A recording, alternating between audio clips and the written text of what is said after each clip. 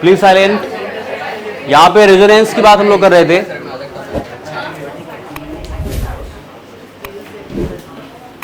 Resonance, resonance का मतलब होता है delocalization of pi electrons. Delocalization of pi electrons, pi electron का जो डीलोकलाइजेशन होता है या फिर मूवमेंट आप बोल सकते हैं, उसको हम लोग क्या बोलते हैं? रेजोनेंस बोलते हैं। ठीक है, रेजोनेंस। तो अगर हम लोग बात करते हैं तो डीलोकलाइजेशन, हाँ बोलो।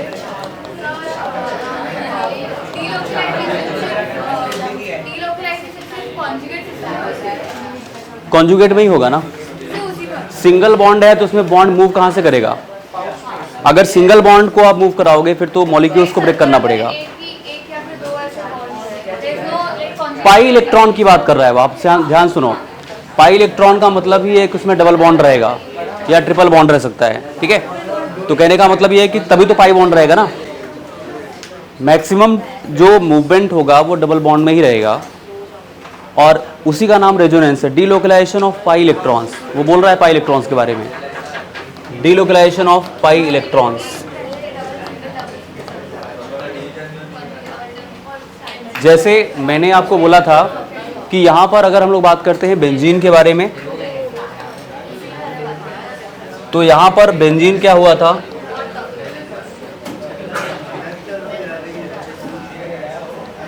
Double bond, double bond, double bond. ये बेंजीन होता है। अभी देख लो यहां पे, इसको बेंजीन बोलते हैं ना।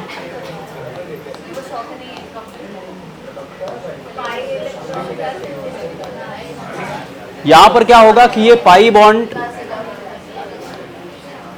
मूव करके यहां पर आ सकता है, ये पाई बॉन्ड यहां मूव कर सकता है और ये पाई बॉन्ड यहां मूव कर सकता है। अगर इन पाई बॉन्ड्स की हम लोग पोजीशन चेंज कर देते हैं तो यहां पर अगले स्टेप में क्या हो जाएगा? यहां पर जो पाई बॉन्ड होगा वो कुछ ऐसा होगा, ये डबल बॉन्ड, यहां पे डबल बॉन्ड और यहां पर डबल बॉन्ड। कहने का मतलब आप ये देख रहे हो कि फर्स्ट स्टेप में पाई बॉन्ड की पोजीशन 1 2 3, यहां पर क्या देख रहे हो? 1 2 3, मतलब पाई बॉन्ड पूरे रिंग में मूव कर रहा है। तो उन्होंने ये बोला कि भाई किसी भी एक स्ट्रक्चर से हम किसी भी कंपाउंड की सारी प्रॉपर्टी के बारे में डिस्कस नहीं कर सकते, तो इन दोनों का एक कॉमन स्ट्रक्चर बनाया जाए। अगर उसको हम लोग कॉमन स्ट्रक्चर बनाते हैं तो कुछ ऐसे बनता है। इनका जो कॉमन स्ट्रक्चर होता है वो कुछ ऐसे बनता है।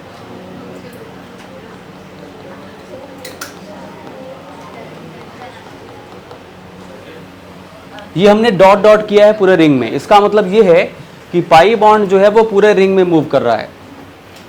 इस स्ट्रक्चर को बोलते हैं रेजोनेंस हाइब्रिड। क्या बोलते हैं इसको? Resonance hybrid. इसको रेजोनेंस हाइब्रिड बोलते हैं, इसको रेजोनेंस हाइब्रिड बोलते हैं।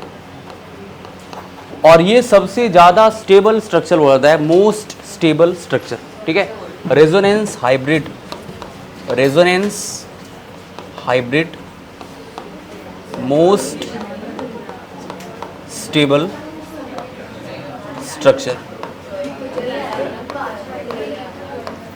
Most stable structure. अब उसके बाद मैंने आपको बताया था कि यहां पर रेजोनेंस जो होता है वो दो टाइप से हो सकता है। अगर मैंने आपको बताया था कि रेजोनेंस की कितनी कंडीशंस हो सकती है। अगर प्लस चार्ज सिंगल डबल ये सब अल्टरनेट करके आते हो, plus charge single double, negative charge single double, एक वेकेंट ऑर्बिटल सिंगल डबल या फिर डबल सिंगल डबल, ये सब कंडीशंस हैं रेजोनेंस की। हाँ, डबल सिंगल डबल कॉन्जुगेशन होता है ना, उसको कॉन्जुगेशन बोलते हैं। तो हाँ, अगर वो भी ऑल्टरनेट करके आ रहा है तो उसको भी हम लोग रेजोनेंस बोलते हैं, वो भी रेजोनेंस के टाइप में आता है। ठीक है, तो मैंने आपको फिर से सुनो मेरी बात। अगर हम लोग रेजोनेंस की बात करते हैं तो रेजोनेंस जो होता है वो प्लस चार्ज सिंगल डबल अगर आता है तो रेजोनेंस बोलते हैं। नेगेटिव चार्ज सिंगल डबल है तो भी रेजोनेंस होगा। लोन पेयर सिंगल डबल है तो भी रेजोनेंस होता है, ये सब मैंने नोट करवाया है। उसके बाद वेकेंट ऑर्बिटल है सिंगल डबल तो भी रेजोनेंस है। डबल सिंगल डबल कॉन्जुगेशन बोलते हैं, रेजोनेंस होता है। अब उसके बाद हम लोग यहाँ पर बात करते हैं रेजोनेंस इफेक्ट जो होता है वो दो टाइप से होता है, एक को बोलते हैं प्लस आर या फिर plus M effect, two type of resonance. अगर हम लोग रेजोनेंस की बात करते हैं तो दो टाइप का होता है, पहला पॉजिटिव रेजोनेंस इफेक्ट मतलब प्लस आर, ठीक है, पॉजिटिव रेजोनेंस इफेक्ट।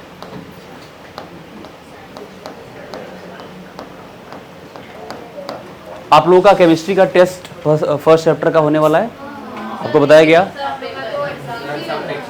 हाँ, इजी का मतलब क्या है? एलिफेंट की स्पेलिंग पूछूंगा?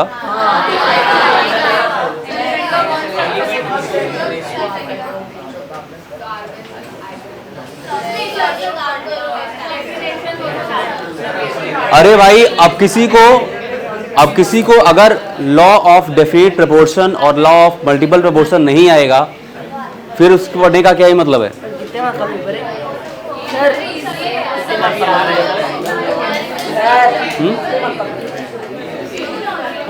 मुझे लगता है कि 25-30 मार्क्स के आसपास का रहेगा।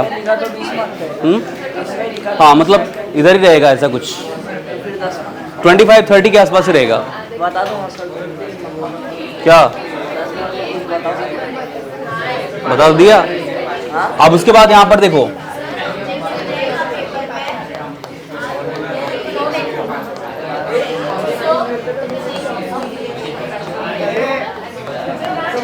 Negative resonance effect, very good, क्या बोलते हैं इसको? रेजोनेंस बोलते हैं। अब यहाँ पर दो टाइप का होता है, एक को बोलते हैं प्लस आर या प्लस एम और एक को बोलते हैं माइनस आर या फिर माइनस एम, ठीक है, दो टाइप के रेजोनेंस होते हैं।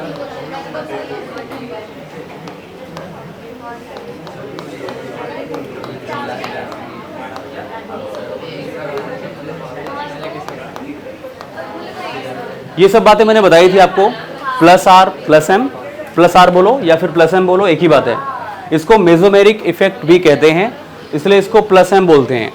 प्लस आर प्लस एम का मतलब क्या है? जो बेंजीन रिंग को इलेक्ट्रॉन देता है, इसको रिंग एक्टिवेटिंग ग्रुप हम लोग बोलते हैं। अगर हम लोग बात करते हैं तो ये इलेक्ट्रॉन डेंसिटी को बढ़ाता है। कौन? जो बेंजीन रिंग पे कनेक्ट होता है। जैसे हम लोग बात कर रहे थे, यहां पर एक एग्जांपल देता हूं, ये एग्जांपल मैंने आपको बताया है बट फिर भी आप देख लो एक बार। जैसे यहां पर अगर हम लोग बात करें, प्लस आर के एग्जांपल्स की बात करते हैं।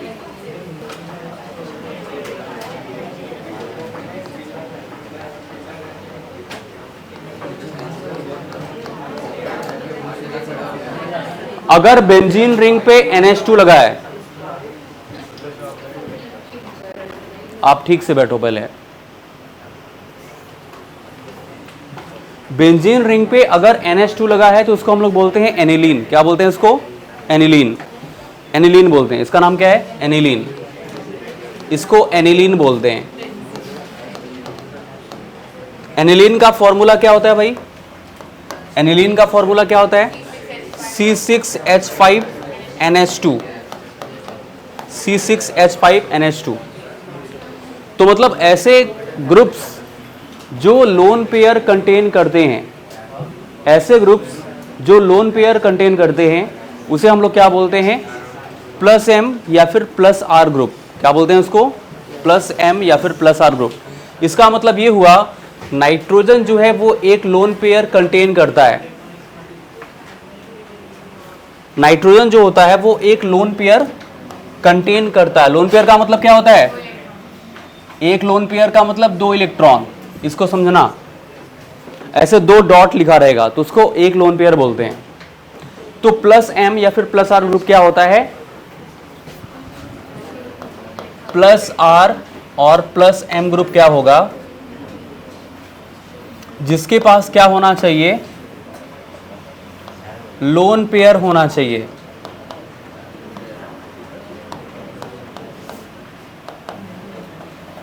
लोन पेयर होना चाहिए। अगर लोन पेयर है तो वो प्लस एम है, यानी कि वो रिंग को इलेक्ट्रॉन दे सकता है। अब जैसे होगा क्या, यहां पर अगर ये इलेक्ट्रॉन देगा, इसका जो लोन पेयर होता है ये यहां पर कॉन्जुगेशन में, आप देखो ना, lone pair single double, resonance है कि नहीं है ना, एक के बाद एक आ रहा है अल्टरनेट करके। तो यहाँ पर क्या होगा कि ये यहाँ से निकल के सीधे रिंग में आता है, मतलब रिंग को इलेक्ट्रॉन दे रहा है, रिंग की इलेक्ट्रॉन डेंसिटी को बढ़ा रहा है। तो मैंने आपको बताया था कि कार्बन जो है वो 4 बॉन्ड ही बनाता है, 4 बॉन्ड से ज़्यादा बॉन्ड नहीं बना सकता। यहाँ पर अगर ये लोन पेयर दे देगा तो एक लोन पेयर का मतलब 2 इलेक्ट्रॉन, और 2 इलेक्ट्रॉन से कितने बॉन्ड बनते हैं, 1 बॉन्ड बनते हैं। तो यहाँ पर 1 बॉन्ड पहले से था, एक लोन पेयर भी आ गया तो डबल बॉन्ड हो जाएगा। और अगर डबल बॉन्ड यहाँ पर हुआ, डबल बॉन्ड इधर हुआ और 1 बॉन्ड इधर है, मतलब टोटल 5 बॉन्ड हो जाएंगे। यहाँ पर जो कॉर्नर है उसके कॉर्नर पे कार्बन होता है, आपको मालूम है। तो इस कार्बन के पास कितने बॉन्ड हो जाएंगे, 5 बॉन्ड हो जाएंगे। 5 बॉन्ड कार्बन कंटेन नहीं करता, तो मतलब वहाँ का बॉन्ड ब्रेक करेगा। ये बॉन्ड यहाँ से ब्रेक करेगा, यहाँ पर आएगा।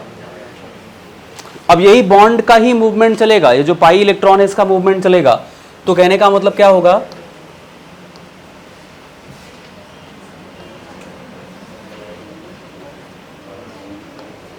Negative charge, double bond, double bond, ये यहां पर डबल बॉन्ड होगा, NH2। देखो नाइट्रोजन पे भी क्या हो जाएगा, प्लस चार्ज।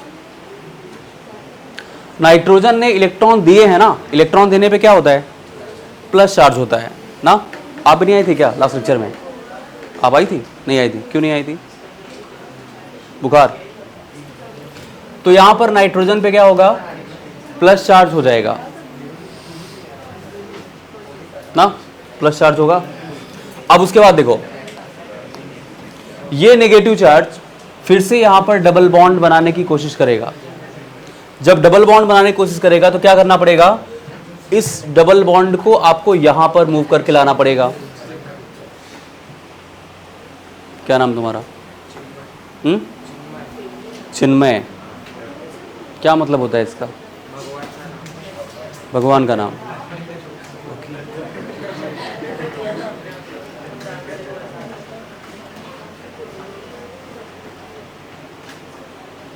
क्या बोलूं मैं,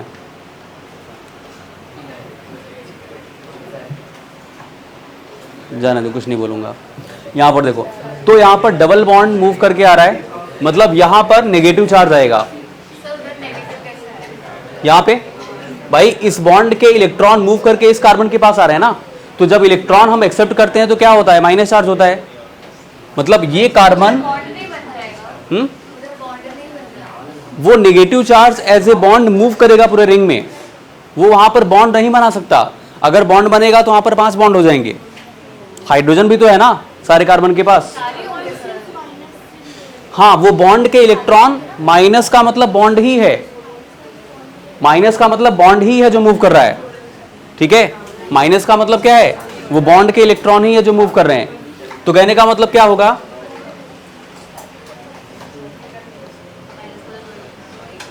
अब यहां पे क्या हो जाएगा, नेगेटिव चार्ज यहां पर आएगा, होगा ना, नेगेटिव चार्ज यहां पर आएगा। अब डबल बॉन्ड कहां पर बनेगा, यहां बनेगा। और फिर उसके बाद ये नेगेटिव चार्ज यहां पर रहेगा, ये डबल बॉन्ड यहां पर रहेगा, डबल बॉन्ड NH2 और plus charge.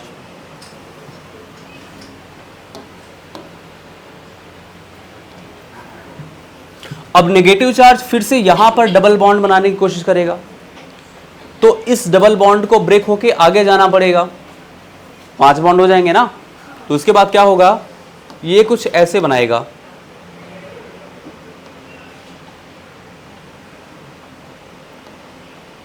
Double bond, negative charge,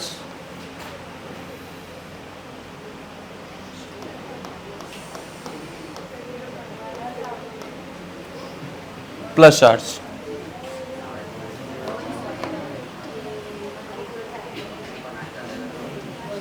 अब उसके बाद यहां से फिर से डबल बॉन्ड बन सकता है,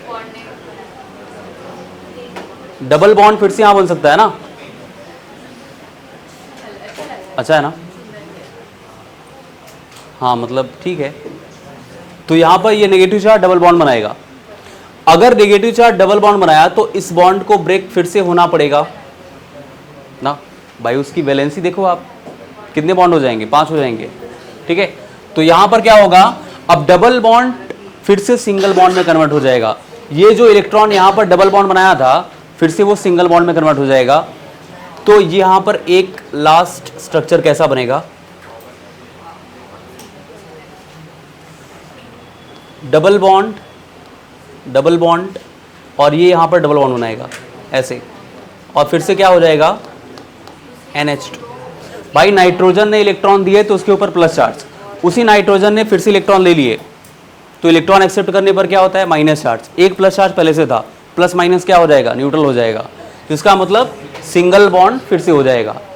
मतलब जहां से हमने स्टार्ट किया हम फिर से वहीं पहुंच गए, केवल क्या हो रहा था, पाई बॉन्ड का मूवमेंट हो रहा था, पाई बॉन्ड का मूवमेंट हो रहा था, एक साइड से स्टार्ट किया घूमना और फिर से वहीं जाके पहुंच गया। तो कहने का मतलब जब स्टार्ट किया और जब पहुंचा उसके बीच में जितने स्ट्रक्चर बने हैं उन सबको हम लोग क्या बोलते हैं, रेजोनेटिंग स्ट्रक्चर्स। क्या बोलते हैं इसको, रेजोनेटिंग स्ट्रक्चर।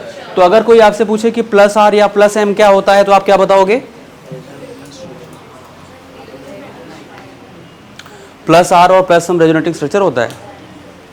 प्लस आर का मतलब ये है कि ऐसे ग्रुप जो बेंजीन रिंग को इलेक्ट्रॉन देते हैं, जो इलेक्ट्रॉन डेंसिटी को बढ़ाते हैं रिंग में, उसको हम लोग बोलते हैं प्लस आर ग्रुप या प्लस एम ग्रुप।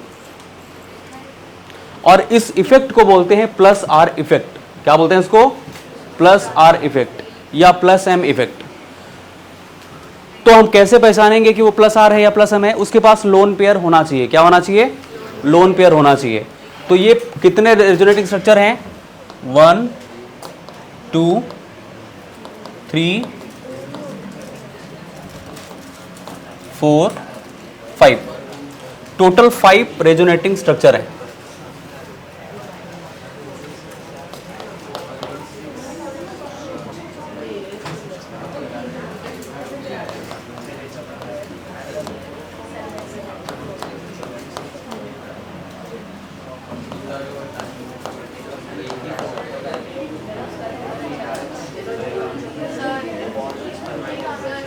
हाँ है ना लोन पेयर, हाँ वो तो रहेगा ही रहेगा, ठीक है।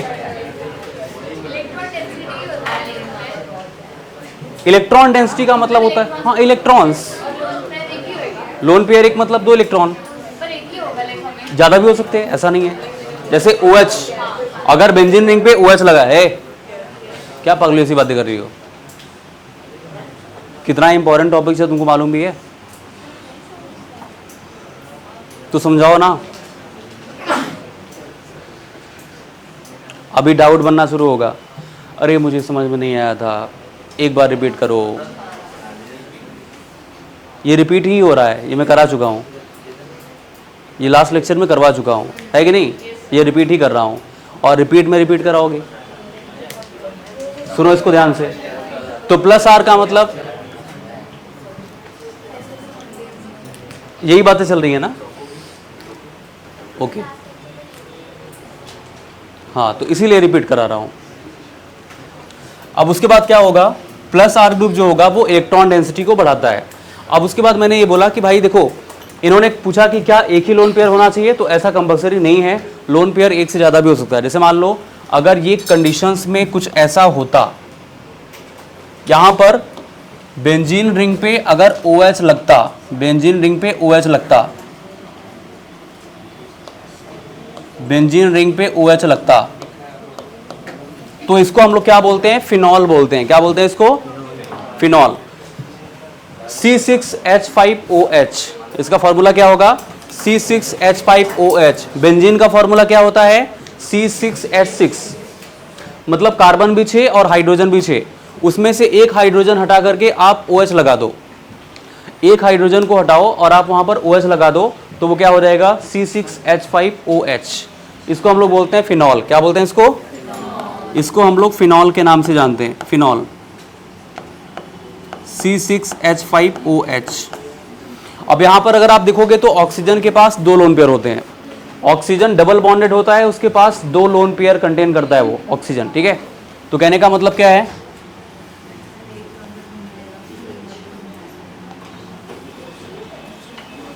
अब अगर मुझे इसके रेजोनेटिंग स्ट्रक्चर बनाने हैं तो यहां पर क्या हो जाएगा, ये अपने लोन पेयर यहां पर देगा, रिंग को देगा ना, तो यहां पर कैसा हो जाएगा?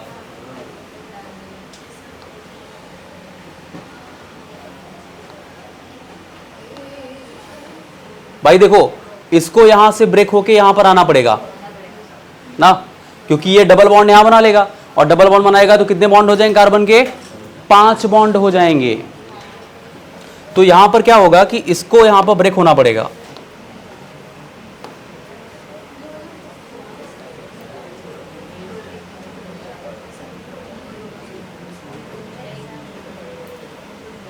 यहां पर क्या आएगा?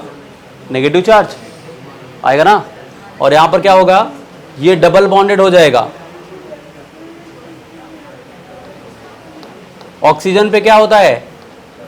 Plus charge. क्यों प्लस चार्ज हुआ? क्योंकि उसने इलेक्ट्रॉन दिया। ऑक्सीजन ने इलेक्ट्रॉन दिया, किसको दिया? बेंजीन को, बेंजीन रिंग को दिया। तो ऑक्सीजन जो है वो इलेक्ट्रोनेगेटिव एलिमेंट है। मैंने आपको रेजोनेंस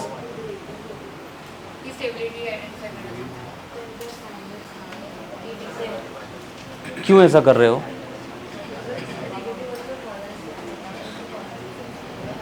मैंने रेजोनेटिंग स्ट्रक्चर के कुछ रूल बताए थे कि कोई भी रेजोनेटिंग स्ट्रक्चर स्टेबल होगा, उसके क्या क्या रूल हैं। तो मैंने आपको ये बताया था कि सबसे पहला रूल क्या बताया था? हमको कैसे पता चलेगा कि कौन सा रेजोनेटिंग स्ट्रक्चर कितना स्टेबल है? कोवैलेंट बॉन्ड या pi bond. Maximum number of pi bond होने चाहिए उसमें विद कंप्लीट ऑक्टेट।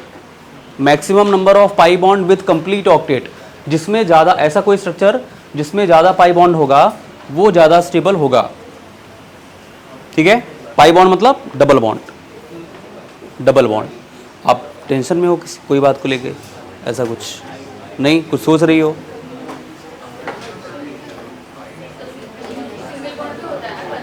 समझ में आ रहा है आपको? तो pi bond with complete octet, अगर ऐसा कुछ है तो वो ज्यादा स्टेबल होगा। दूसरी बात मैंने क्या बताई थी कि अगर प्लस चार्ज और माइनस चार्ज दोनों बगल बगल में है, प्लस चार्ज माइनस चार्ज, तो उसे क्या बोलते हैं? ज्यादा स्टेबल होगा वो। दूसरी बात मैंने बोला था कि अगर कोई इलेक्ट्रोनेगेटिव एलिमेंट है और इलेक्ट्रोनेगेटिव एलिमेंट पे नेगेटिव चार्ज है, इलेक्ट्रोनेगेटिव एलिमेंट पे नेगेटिव चार्ज, जैसे ऑक्सीजन, नाइट्रोजन, ठीक है, ये सब इलेक्ट्रोनेगेटिव है ना, और इन पे अगर नेगेटिव चार्ज है तो वो ज़्यादा स्टेबल होगा। इलेक्ट्रोनेगेटिव एलिमेंट पे नेगेटिव चार्ज मतलब मोस्ट स्टेबल, और अगर इलेक्ट्रोनेगेटिव एलिमेंट पे प्लस चार्ज आ गया तो अनस्टेबल हो जाएगा वो। इलेक्ट्रोपॉजिटिव एलिमेंट पे positive charge most stable, electropositive अगर नेगेटिव एलिमेंट आ गया तो लेस स्टेबल। ठीक है, हाँ, मतलब है कि उनमें कितना डिस्टेंस, जिनमें ज़्यादा डिस्टेंस होगा वो लेस स्टेबल होगा, जिनमें कम। जैसे आपको कंपेयर करने के लिए बोलेगा, एक स्ट्रक्चर ऐसा रहेगा जिसमें प्लस और माइनस काफ़ी दूर दूर रहेंगे, एक ऐसा रहेगा प्लस माइनस बगल बगल रहेगा, तो अगल बगल में रहेगा, ज़्यादा स्टेबल रहेगा। सिंपल है। अब उसके बाद यहाँ पर क्या होगा? अब यहाँ पर क्या हो जाएगा? तो उधर लोड पे हाँ, ये नेगेटिव चार्ज यहाँ पर फिर से बॉन्ड बनाने की कोशिश करेगा, तो यहाँ पर क्या होगा?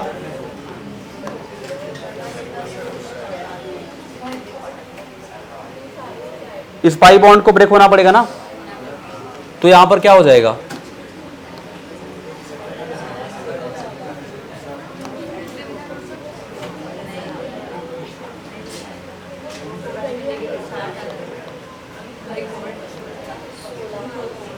क्या हुआ?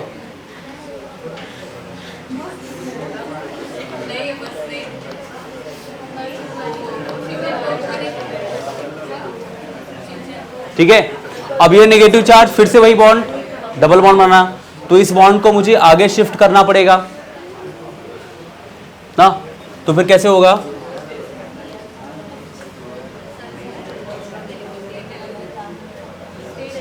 ये नेगेटिव चार्ज, ये डबल बॉन्ड, ये डबल बॉन्ड,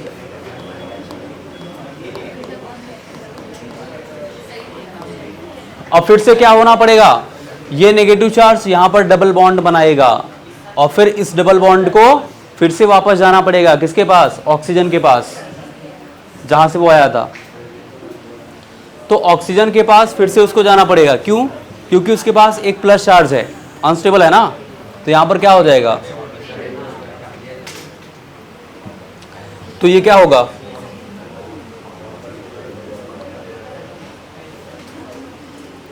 डबल बॉन्ड, ये डबल बॉन्ड, ये डबल बॉन्ड, और ये OH। कितने स्ट्रक्चर, 1 2 3 4 5।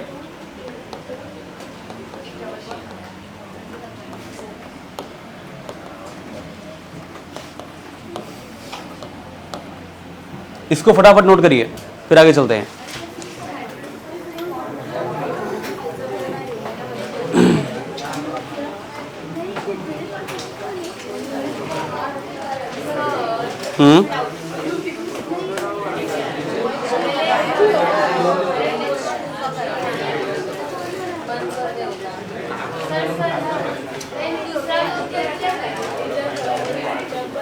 वो उसके पास ही रहेगा।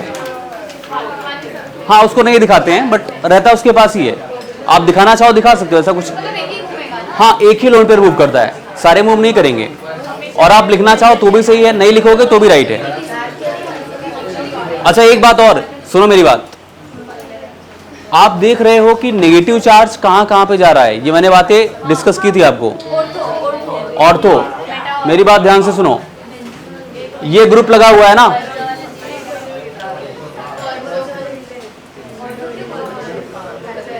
ग्रुप के ठीक बगल वाली पोजीशन ऑर्थो बोलते हैं। और आप ortho Meta para, ortho Meta para, ortho Meta para, ठीक है। तो यहां पर नेगेटिव चार्ज कहां पर है, कौन सी पोजीशन पे, ऑर्थो पोजीशन पे। आप बताइए मैंने क्या बोला,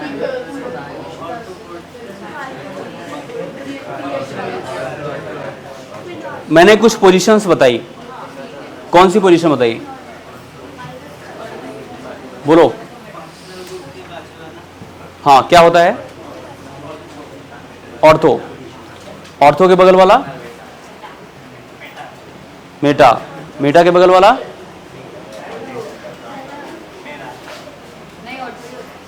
पैरा। मतलब वो थोड़ी है जो गांव में वो लगा लगा के ऐसे जलाते हैं, वो थोड़ी है पैरा। यहां पर ऑर्थो मेटा पैरा। अब यहां पर देखो, तो इसका मतलब ये होगा कि ये जो ग्रुप होते हैं उसे क्या बोलते हैं, ortho and para directing group. Para directing, ये जो ग्रुप है, कौन सा ग्रुप, OH। ये सब कैसे होते हैं, पहली बात तो प्लस R ग्रुप होते हैं या प्लस M ग्रुप, और इसको ऑर्थो पैरा डायरेक्टिंग बोलते हैं। क्या बोलते हैं, ऑर्थो पैरा डायरेक्टिंग। क्यों ऐसा बोलते हैं, क्योंकि ये नेगेटिव चार्ज कहां पे जा रहे हैं, ऑर्थो और पैरा पोजीशन पे जा रहे हैं, इसलिए इसको हम लोग क्या बोलते हैं,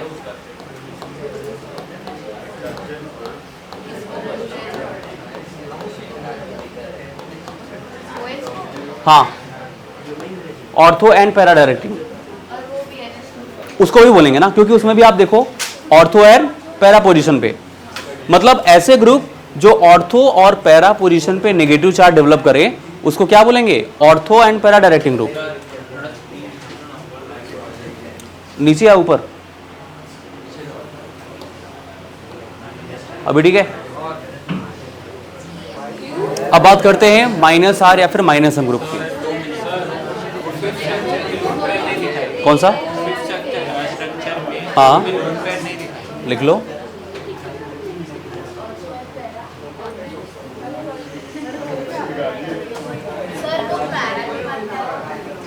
कहां पे, directing, ortho and para directing.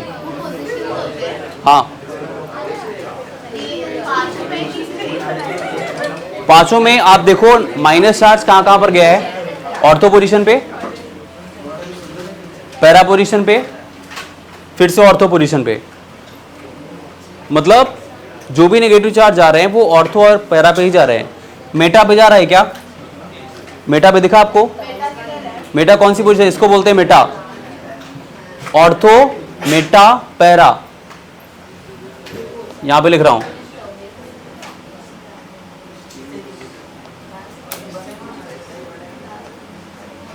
Ortho Meta para, ठीक है, ortho Meta para. Meta position पे आपको नेगेटिव चार्ज दिखा क्या? बोलो, मेटा पोजीशन पे नेगेटिव चार्ज दिख रहा है? नहीं दिख रहा है। इसका मतलब ये मेटा डायरेक्टिंग नहीं होते, ऑर्थो और पैरा डायरेक्टिंग होते हैं। इस बात को ध्यान देना।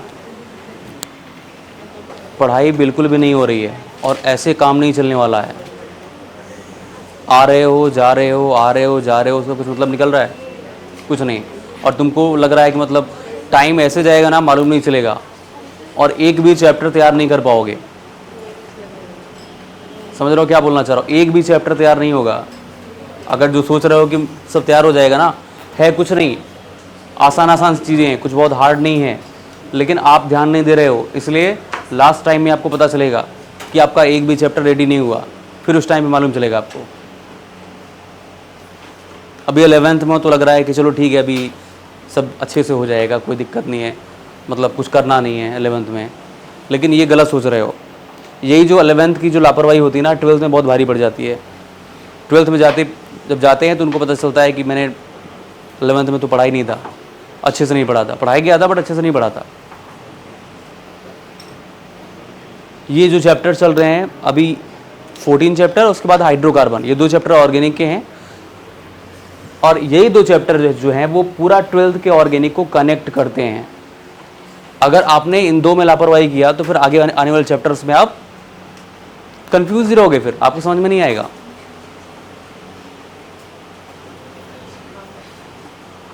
और लगभग हर चैप्टर कनेक्टेड है देखा जाए तो। फिजिकल ऑर्गेनिक से कनेक्टेड है, कुछ ना कुछ कॉन्सेप्ट कहीं ना कहीं कनेक्ट मिलेंगे आपको। बहुत सारी बातें हैं जो रिलेट करती हैं हर चैप्टर से, तो लाइटली मत लो, मेरे कहने का मतलब ये है, ठीक है। ये बोल देना आसान है कि नहीं लर्न हुआ, लेकिन क्यों नहीं हुआ ये पूछा कभी खुद से? क्यों नहीं हो रहा है?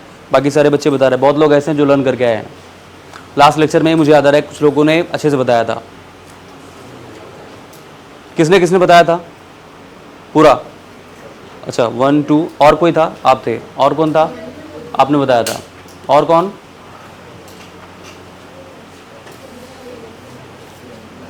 इधर आप लोगों को लर्न क्यों नहीं हो रहा है? होगा आपको? क्यों नहीं हुआ? पढ़ाई नहीं हो रही है? आज घर पे जाओगे, पहला काम यही करोगे जब भी पहुंचोगे, कुछ मत पढ़ना, लेकिन आज फंक्शनल ग्रुप अच्छे से रिवाइज कर लेना, ठीक है। तुमको भी और इधर भी हुआ लर्न? पता नहीं था? अरे लेक्चर में नहीं थे तो कभी तो आए थे।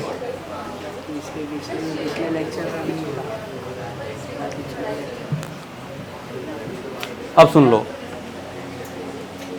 बोल रहा है क्या? फंक्शनल ग्रुप का एक चार्ट दे रखा है, एल्डिहाइड कीटोन सब दे रखा है उसमें, वो सब आपको आना चाहिए। चलो अब उसके बाद यहां पर बात करते हैं negative resonance effect. Negative resonance effect,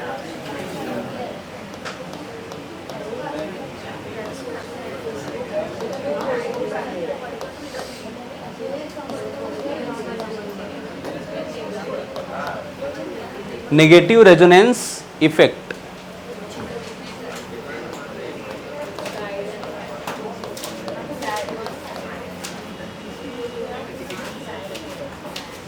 देखो, नेगेटिव रेजोनेंस इफेक्ट क्या होता है? जो रिंग से इलेक्ट्रॉन डेंसिटी कम करे, इलेक्ट्रॉन खींचे। नेगेटिव का मतलब ये है ना, जो इलेक्ट्रॉन विड्रॉइंग ग्रुप होता है, क्या हुआ? इलेक्ट्रॉन विड्रॉइंग ग्रुप, ठीक है। इसको हम लोग क्या बोलते हैं? इलेक्ट्रॉन विथड्रॉइंग, इसको इलेक्ट्रॉन विथड्रॉइंग रेजोनेंस इफेक्ट भी बोलते हैं।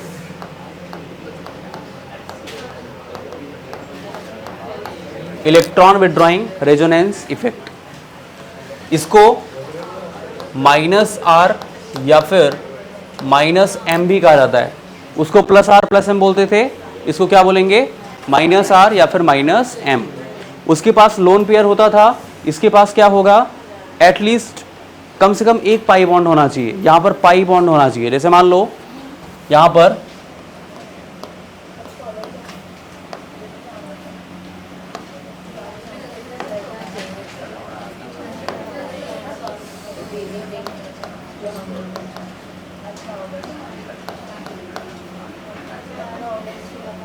पाई बॉन्ड होना चाहिए। जैसे मान लो COOH कार्बोक्सिलिक पाई बॉन्ड होता है। अरे भाई इसको ऐसे लिखते हैं ना, C डबल बॉन्ड O और OH लिखते हैं, नहीं लिखते? तो कार्बन और ऑक्सीजन के बीच में क्या है, एक पाई बॉन्ड है, सिग्मा पाई, ठीक है। उसके बाद यहाँ पे CN, अगर मैं CN की बात करता हूँ, साइनाइड, तो यहाँ पर क्या होगा, C ट्रिपल बॉन्ड N, क्या हो जाएगा, C ट्रिपल बॉन्ड N होता है ना। तो इसके बीच में 1 सिग्मा और 2 पाई बॉन्ड है, पाई बॉन्ड।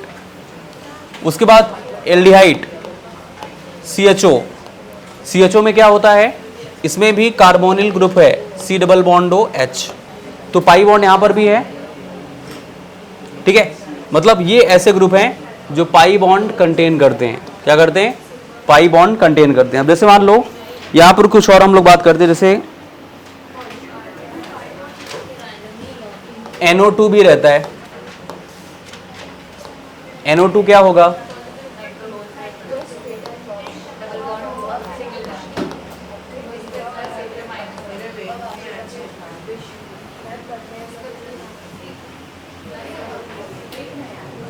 एक होता है COOR,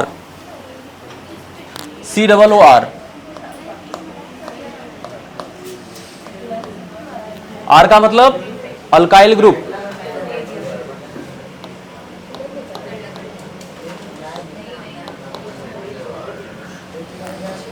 ना। एस्टर याद आ रहा है आपको, एस्टर, RCOOR, एस्टर, तो वो पाई बॉन्ड है, नहीं आएगा। नाइट्रोजन 3 बॉन्ड बनाता है ना, उसने 3 बॉन्ड बना रखे हैं। अब अगर अब बॉन्ड बनेगा तो प्लस चार्ज आएगा। ऑक्सीजन डबल बॉन्डेड होता है, इस ऑक्सीजन ने डबल बॉन्ड बना रखा है तो कोई चार्ज नहीं। इस ऑक्सीजन ने अपनी वैलेंसी से कम बॉन्ड बनाए, एक बॉन्ड कम बनाए, तो यहां पर क्या होगा, माइनस चार्ज। माइनस चार्ज का मतलब एक लोन पेयर ही होता है, सही बात है, 2 इलेक्ट्रॉन, हाँ ठीक है।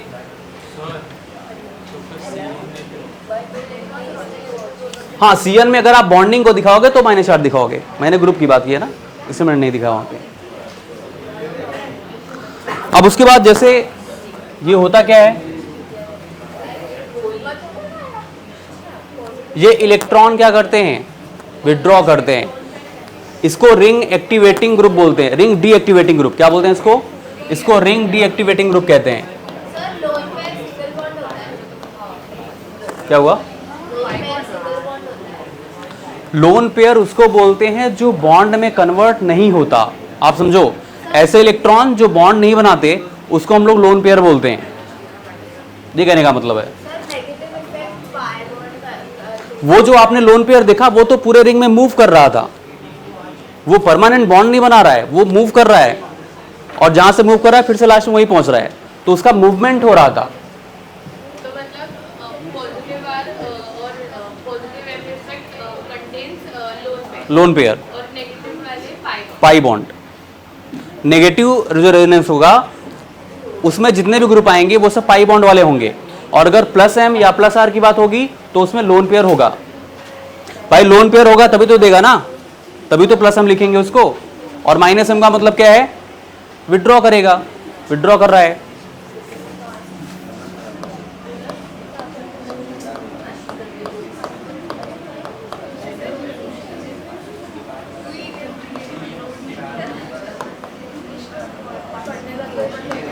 जैसे एक मैं एग्जांपल लेता हूं यहां पे,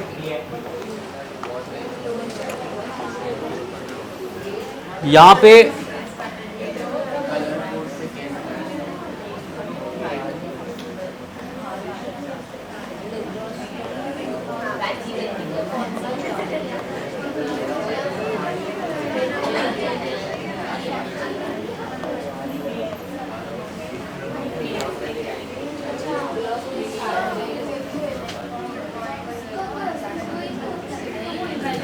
देखो बेंजीन पे NO2 लगा है, इसको क्या बोलते हैं? नाइट्रोबेंजीन। क्या बोलते हैं इसको? हेलो, क्या बातें हो रही हैं? क्या बताया मैंने अभी? यस, क्या?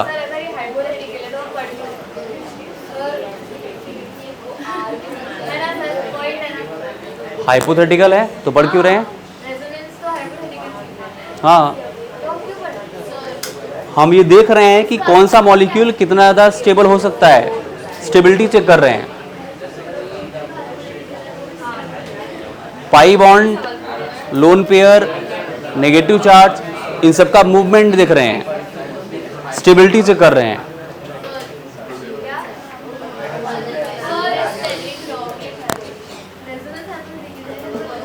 अभी देखो ये बात को घुमा रही है, अब मैं इससे पूछ रहा था तो ये मुझे बता रही है। हाँ, तुम क्या बोल रही हो?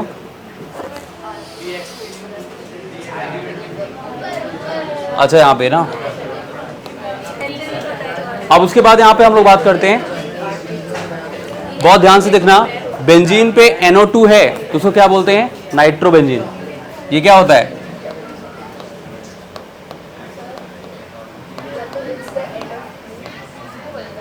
C6H5NO2, ठीक है।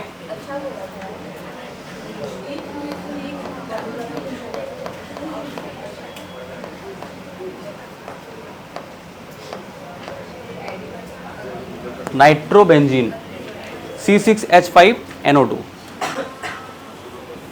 अब उसको ध्यान से देखो, यहां पर नाइट्रोजन पे एक प्लस चार्ज है। क्यों ऐसा? क्योंकि इसने कितने बॉन्ड बनाए? 2 बॉन्ड इधर, 1 बॉन्ड इधर और 1 बॉन्ड रिंग से बनाया ना, 4 बॉन्ड हुए। बनाता कितना है? 1 बॉन्ड ज़्यादा बनाया। तो जितने ज़्यादा बॉन्ड बनाते हैं उतने प्लस चार्ज आते हैं। तो नाइट्रोजन पे एक प्लस चार्ज आया। अब उसके बाद क्या होगा कि ये रिंग से इलेक्ट्रॉन खींचता है। क्या करेगा? रिंग से इलेक्ट्रॉन खींचेगा।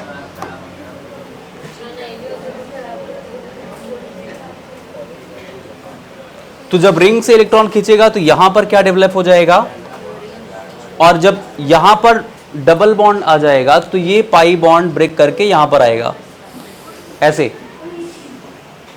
ये क्या है? तो यहां पर क्या होगा?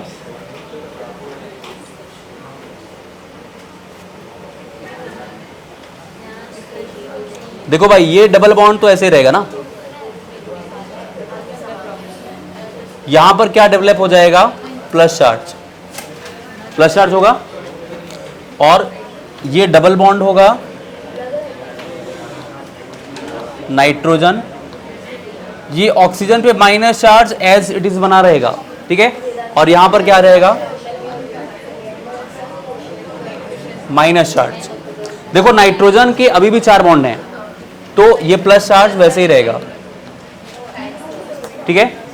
अब उसके बाद देखो,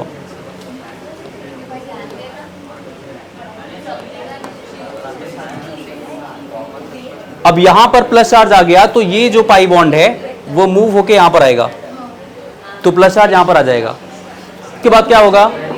यहां पर देखो, ये पाई बॉन्ड जो है वो कहां पर आएगा? यहां पर शिफ्ट होगा, क्योंकि प्लस चार्ज यहां पर आ गया ना, तो पाई बॉन्ड यहां पर आएगा ऐसे।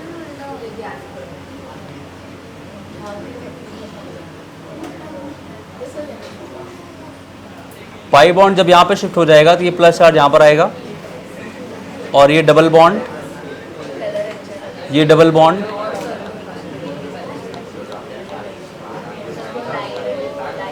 माइनस और माइनस। अब इसको बहुत ध्यान से देखना,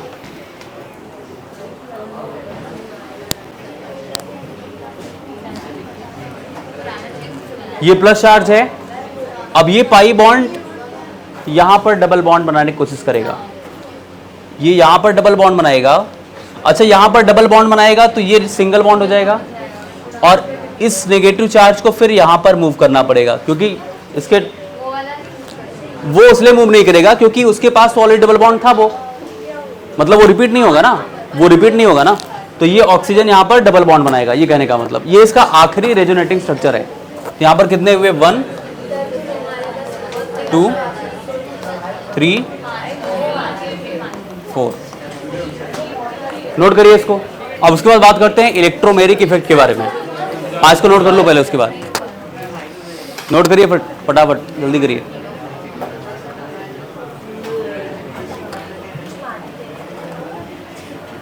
अभी हमने आईयूपीएसी नहीं किया है ना? हाँ, नहीं हुआ है ना? एक लास्ट बचा हुआ है हाइपर कंजुगेशन, उसके बाद आईयूपीएसी करते हैं। कहाँ पे?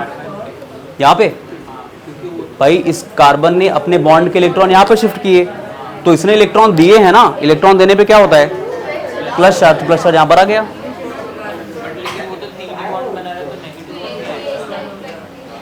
नहीं, यहाँ पर क्या हो रहा है कि रिंग से इलेक्ट्रॉन बाहर की तरफ जा रहे हैं, वो इलेक्ट्रॉन ले नहीं रहा है। इलेक्ट्रॉन गेन करने में माइनस चार्ज होता है ना, ये इलेक्ट्रॉन दे रहा है। हाँ हाँ, नहीं तो ये कार्बन है ना भाई, वो ऑक्सीजन है, दोनों की वैलेंसी अलग अलग होती है। ऑक्सीजन डबल बॉन्डेड होता है, कार्बन 4 बॉन्ड बनाता है। हाँ, ऑर्थो और पैरा पे पॉजिटिव चार्ज दिख रहा है आपको, ये प्लस ये प्लस, ठीक है। यहां पर नेगेटिव नहीं आएगा क्योंकि रिंग इलेक्ट्रॉन दे रहा है ना, रिंग इलेक्ट्रॉन दे रहा है ना। ये 390 कट, 2 बार तुमको बोल चुका हूं, तुम डिस्कस कर रहे हो। चलो बताओ, प्लस एम माइनस एम क्या बताया मैंने, दोनों एक्सप्लेन करो भी। अगर तुम बता लोगे तो समझ लूंगा तुम सुन रहे थे, और अगर नहीं बता पाए तो ये क्लियर हो जाएगा तुम टॉपिक से हट के बात कर रहे हो। बताओ, प्लस एम और माइनस एम दोनों समझाओ, क्या बताया गया? नहीं ध्यान दिया ना? एक्सेप्ट कर रहे हो कि नहीं कर रहे हो?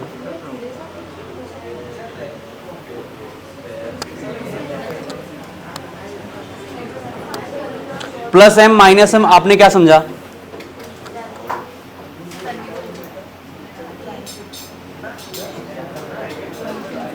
आपने क्या समझा? Plus M minus M, plus M effect और माइनस एम इफेक्ट क्या समझा आपने?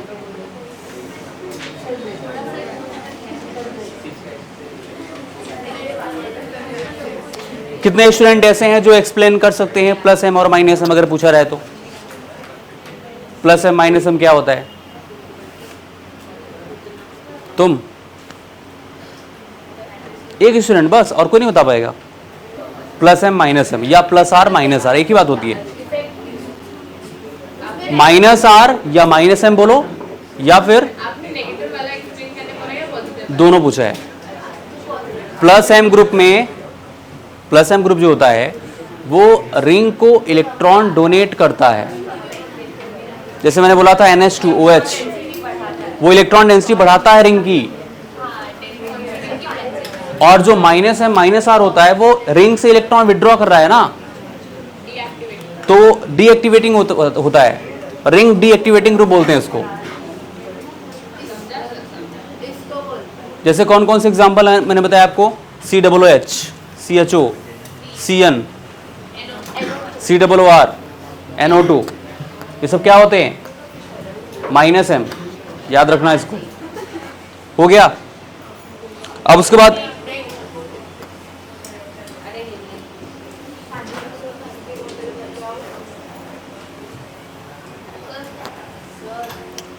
अभी समझा आप लोगों को? हेलो, अभी समझा? अब बता लोगी क्यों? क्या नहीं समझ में आ रहा बताओ? कोई प्रॉब्लम है, कोई डाउट है तो पूछो। हाँ,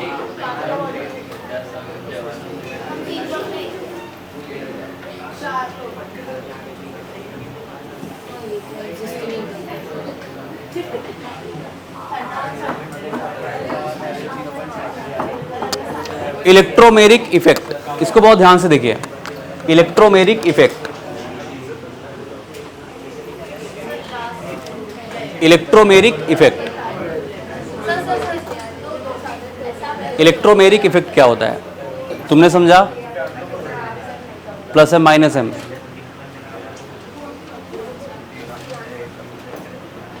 प्लस एम माइनस एम, नहीं समझा? तुम बताओ बीच में। प्लस एम माइनस एम, नहीं है पानी, वो देखो आ गई, नहीं है ना पानी, बोलो। Plus M minus M, TOOH होता है, और कौन सा होता है? एल्डिहाइड होता है।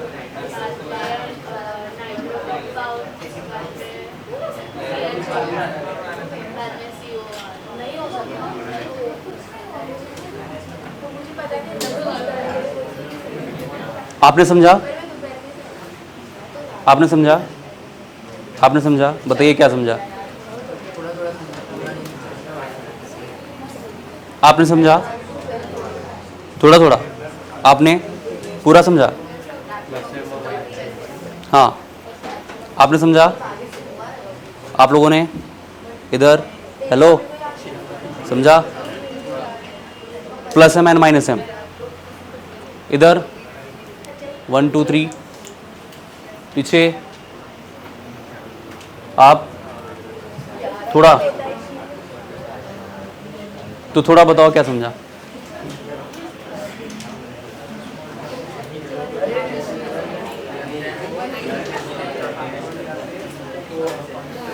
सबसे बड़ी प्रॉब्लम ये लोग पूछते नहीं है, सबसे बड़ी प्रॉब्लम ये है, वो डाउट लेके बैठे रहते हैं।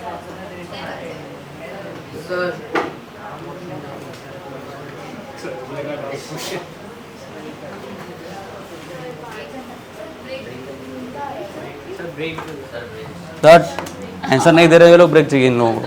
अब उसके बाद electromeric effect, electromeric effect, electromeric effect,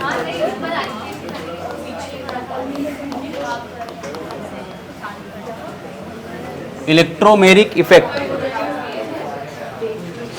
अच्छा, इसको टेम्पररी इलेक्ट्रॉनिक इफेक्ट बोल रहे हैं, ये परमानेंट नहीं होता, इसको क्या बोलते हैं? टेम्पररी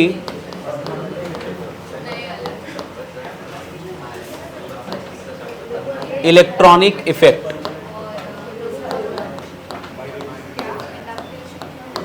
इसमें होता क्या है पहले ध्यान से देखो, अगर यहां पर एक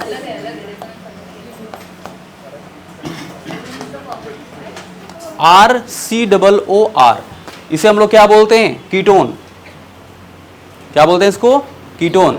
भाई कार्बोनिल ग्रुप है और इसके दोनों साइड अगर R कनेक्टेड है, R का मतलब अल्काइल ग्रुप ना, तो इसे क्या बोलते हैं? कीटोन बोलते हैं। क्या बोलते हैं इसको? कीटोन।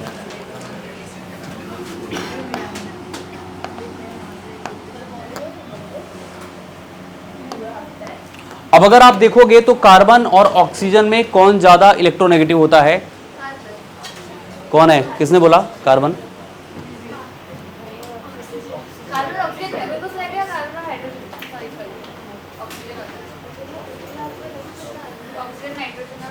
कार्बन और ऑक्सीजन में ऑक्सीजन ज्यादा इलेक्ट्रोनेगेटिव होता है, और यहां पर जब इसके पास H प्लस क्या है? रिएजेंट। जब कभी भी कोई ऐसा कंपाउंड जिसमें पाई बॉन्ड हो, उसकी तरफ अप्रोच करता है रिएजेंट, रिएजेंट कौन है? H plus. तो यहां पर क्या होगा? अगर कार्बन ऑक्सीजन बॉन्ड क्या होगा? पोलराइज होगा, मतलब प्लस माइनस। भाई ऑक्सीजन ज्यादा इलेक्ट्रोनेगेटिव है, ऑक्सीजन ज्यादा इलेक्ट्रोनेगेटिव है, वो कार्बन से इलेक्ट्रॉन खींचेगा अपनी तरफ। जब कार्बन से इलेक्ट्रॉन खींचेगा तो यहां पर क्या हो जाएगा?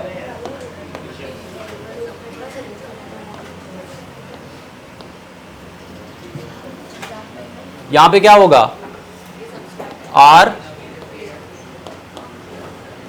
कार्बन पे क्या हो जाएगा? Plus charge. क्या होगा? प्लस चार्ज, क्योंकि कार्बन इलेक्ट्रॉन दे रहा है किसको? ऑक्सीजन को। हाँ, फिर से देखो, ये कीटोन है RCOOR। COO को क्या बोलते हैं? Carbonyl group. क्या बोलते हैं इसको? ये जो आप देख रहे हो C डबल बॉन्ड O, इसको बोलते हैं carbonyl group. Carbonyl group.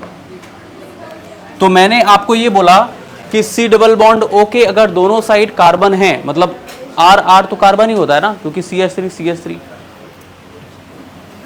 C2H5 भी हो सकता है। R का मतलब alkyl group.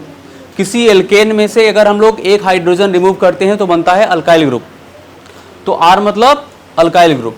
C double bond O के दोनों साइड अगर अल्काइल ग्रुप हो तो उसे क्या बोलते हैं? कीटोन। क्या बोलते हैं इसको?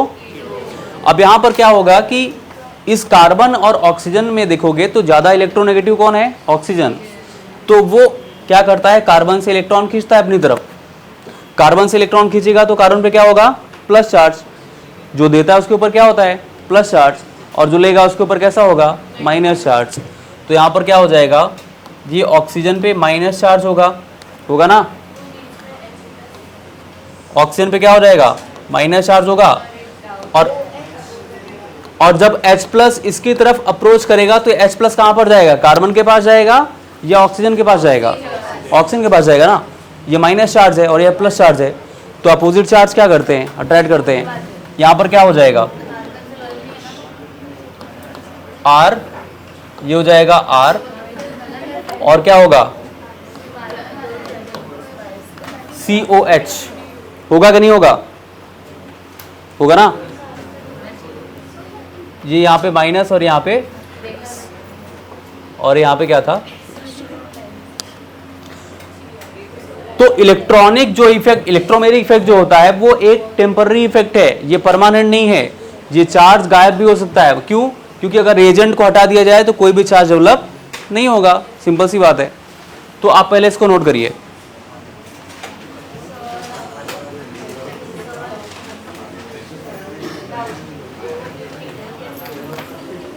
कौन सा? हाँ, कीटोन क्या हुआ? कैसे हुआ? कीटोन था पहले से ही। कीटोन कंपाउंड हमको दे रखा है, पहले से दिया है। C double bond O R R। Oxygen ने इलेक्ट्रॉन खींच लिया, माइनस प्लस, तो माइनस के पास कौन जाएगा? हाइड्रोजन चला जाएगा। बस यही करना है इसमें, और क्या करना है? हाँ, ये कीटोन है, पूरा कीटोन है।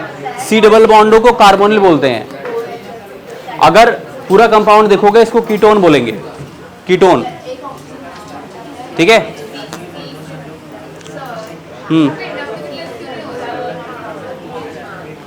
कोई इलेक्ट्रोनेगेटिव एलिमेंट, यहां पर कार्बन की चेन नहीं है ना, समझो आप, यहां पर कार्बन की चेन नहीं है।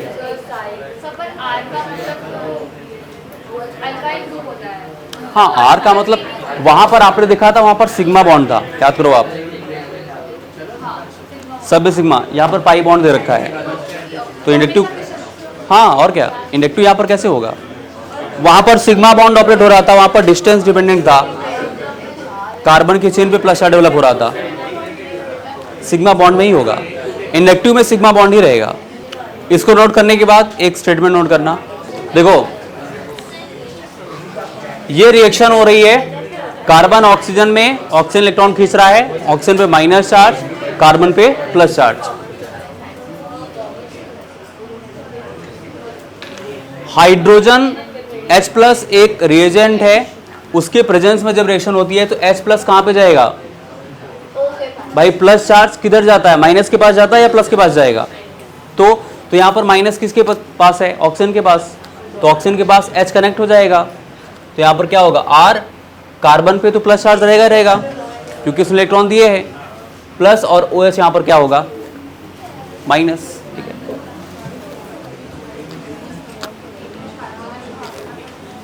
हो गया। दिस इफेक्ट इज, नोट करना इसके बारे में, this effect is,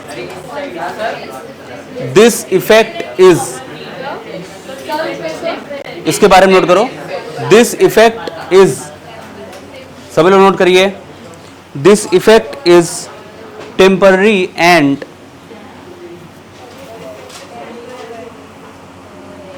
this effect is temporary and disappears when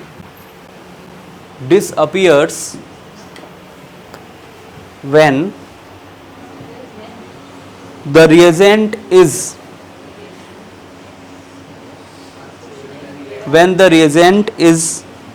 removed when the reagent is removed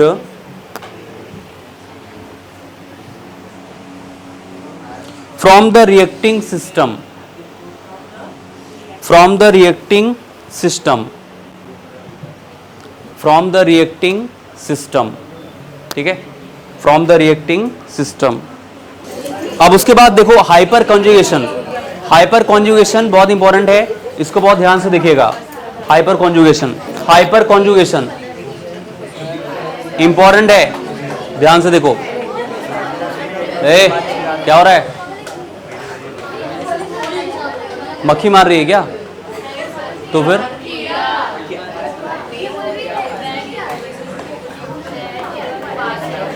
देखिए हाइपर कॉन्जुगेशन,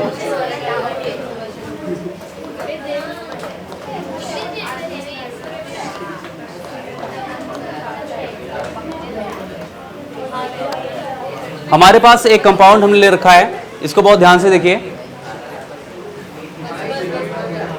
CH3CH2+, ठीक है, ये इथाइल है अगर देखा जाए तो।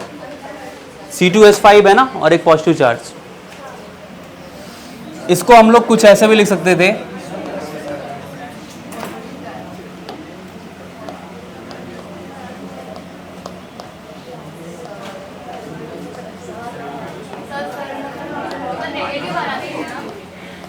नेगेटिव क्यों आएगा?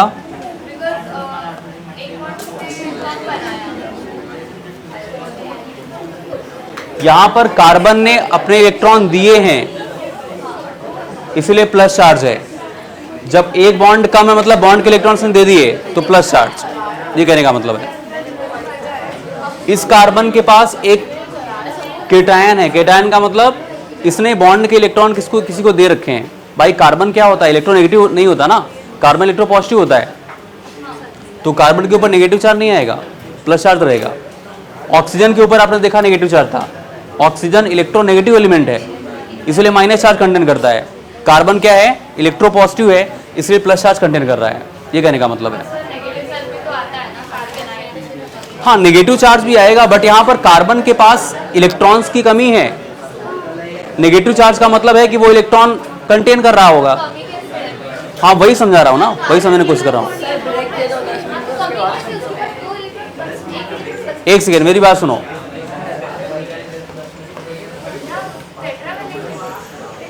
अगर आप कार्बन का कॉन्फ़िगरेशन देखोगे तो कार्बन का क्या होता है? 6। जितने लोग बात करने वाले हैं सबको अभी मुर्गा बनाओगे यहाँ पे बाहर, नहीं ध्यान से सुनो। यहाँ पे क्या होगा? कार्बन का एटॉमिक नंबर है 6 ना, और अगर हम लोग कॉन्फ़िगरेशन की बात करते हैं तो ये हो जाएगा 1s2 2s2 और क्या होगा? 2p2 होगा ना, 1s2 2s2 2p2।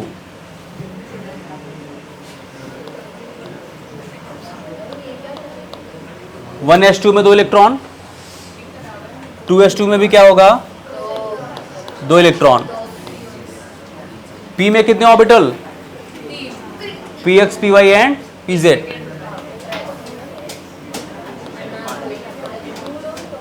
अब यहां पर आप ये बताओ, एक ऑर्बिटल वेकेंट है, इसका मतलब इसके पास इलेक्ट्रॉन्स की कमी है, इलेक्ट्रॉन्स की कमी है। आप बोल रहे हो नेगेटिव चार्ज क्यों नहीं है? नेगेटिव चार्ज अगर होता तो ये इलेक्ट्रॉन जो खाली दिख रहा है आपको ये फील होता। नेगेटिव चार्ज का मतलब इलेक्ट्रॉन होता है, और अगर उसके पास माइनस चार्ज होता तो ये ऑर्बिटल वेकेंट नहीं होता। प्लस चार्ज का मतलब है कि उसने इलेक्ट्रॉन दे रखा है किसी को, इसलिए ये वेकेंट है, ठीक है। अब उसके बाद देखो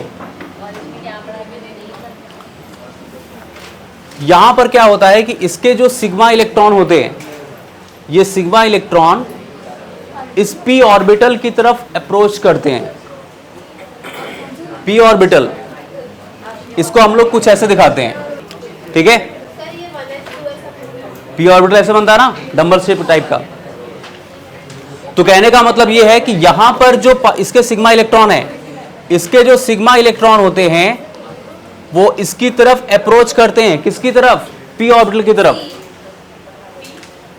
p ऑर्बिटल आपसे पूछा रहता है कि हाइपर कॉन्जुगेशन में कौन सा इलेक्ट्रॉन किसकी तरफ अप्रोच करता है, वहां पे लिखा होता है सिग्मा सिग्मा सिग्मा पाई। हाँ बताया था मैंने आपको, जब टॉपिक वाइज करवा रहा था तो मैंने आपको हाइपर कॉन्जुगेशन बताया था। तो यहां पर सिग्मा और पी ऑर्बिटल्स के बीच में होता है।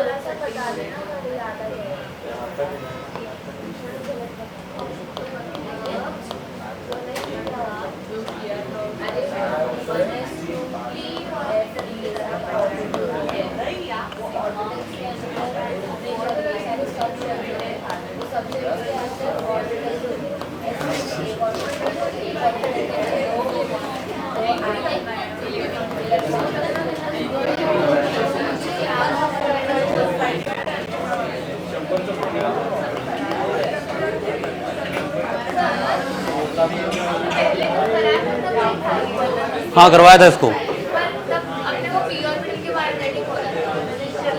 तो अब बता रहा हूँ ना, देख लो।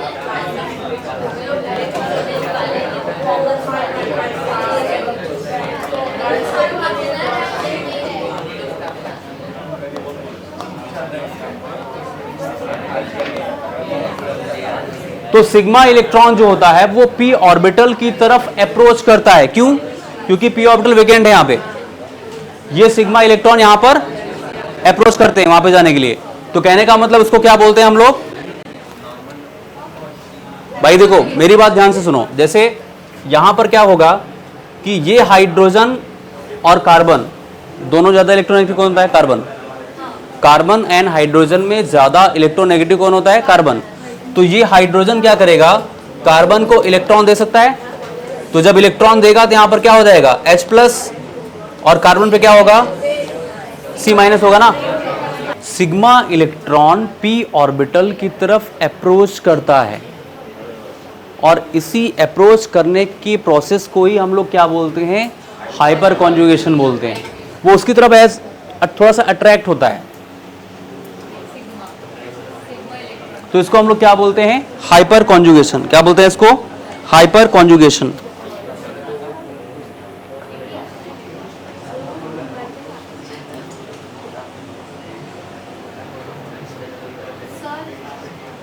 हाँ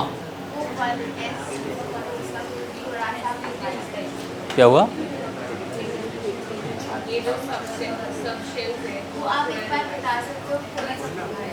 मैंने आपको ये बताया कि ये जो कार्बन पे पॉजिटिव चार्ज है, अगर कार्बन का हम कन्फिगरेशन देखेंगे तो कार्बन का एटॉमिक नंबर होता है 6, 1s2, 2s2, 2p2। तो s में तो दोनों इलेक्ट्रॉन फिल हैं, p में 2 इलेक्ट्रॉन है, p में 3 ऑर्बिटल होते हैं। एक फिल किया, एक वेकेंट है हमारे पास। इसका मतलब इसमें इलेक्ट्रॉन हम ले सकते हैं।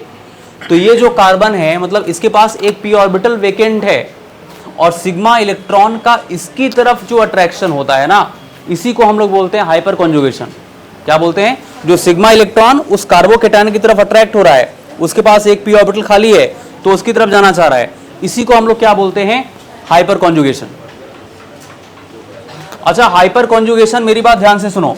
ये जब हाइड्रोजन इलेक्ट्रॉन देगा तो कार्बन पे माइनस चार्ज और यहां पर कार्बन पे क्या था? प्लस चार्ज था ना। और ये प्लस माइनस मिलके क्या बनाएगा? बॉन्ड बनाएगा, डबल बॉन्ड बन जाएगा। तो यहां पर क्या हो जाएगा? अच्छा, इसको मैं सिलेक्ट करके थोड़ा ऊपर कर सकता हूं क्या? हो सकता है। अब यहां पर क्या होगा कि ये डबल बॉन्ड बनाएगा। अरे क्यों नहीं आएगा? क्यों नहीं आएगा? हाइड्रोजन इलेक्ट्रॉन दे रहा है ना कार्बन को, तो जब जो इलेक्ट्रॉन दे रहा है उसके ऊपर क्या होगा? Plus charge. कार्बन इलेक्ट्रॉन ले रहा है तो माइनस चार्ज होगा, और प्लस माइनस यहां पर क्या बनाएंगे? एक बॉन्ड बनाएंगे। तो यहां पर क्या हो जाएगा?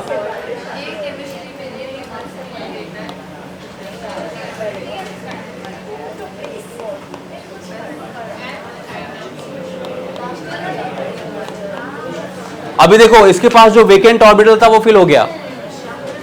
1 2 3 4 5 6 7 8, अभी कोई प्लस चार्ज नहीं है। अब यहां पर देखो हाइड्रोजन पर प्लस चार्ज था, यहां पर कोई बॉन्ड नहीं बनाया, इसको बोलते हैं no bond resonance. Hyper conjugation को हम लोग नो बॉन्ड रेजोनेंस भी बोलते हैं, क्योंकि हाइड्रोजन ने इलेक्ट्रॉन दिया तो हाइड्रोजन में प्लस चार्ज है और इस कार्बन और इस हाइड्रोजन के बीच में कोई बॉन्ड नहीं है, इसको नो बॉन्ड रेजोनेंस बोलते हैं। क्या बोलते हैं इसको? No bond resonance.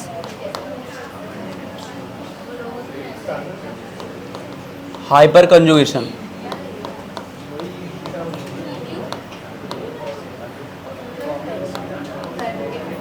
Hyper conjugation. अच्छा, हाइपर कॉन्जुगेशन के लिए एक कंडीशन, दो कंडीशन होती हैं, आप इसको ध्यान सुनो कि उसके पास पहली बात तो alpha carbon at least 1 alpha carbon होना चाहिए, कंडीशन फॉर हाइपर कॉन्जुगेशन। अगर हम लोग कंडीशंस की बात करते हैं, condition for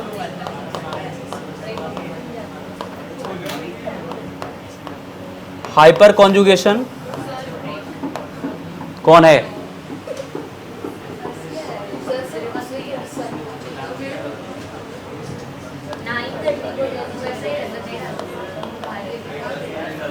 condition for hyper conjugation क्या होता है? पहली कंडीशन है एटलीस्ट 1 अल्फा कार्बन।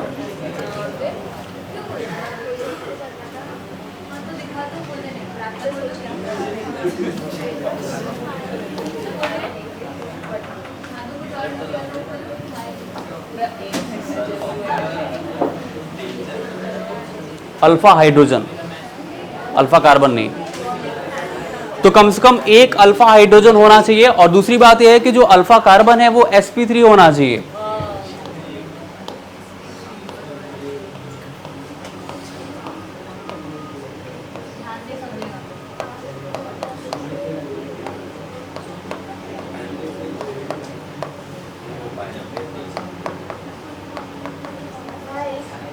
भाई यहां पर अगर आप देखो,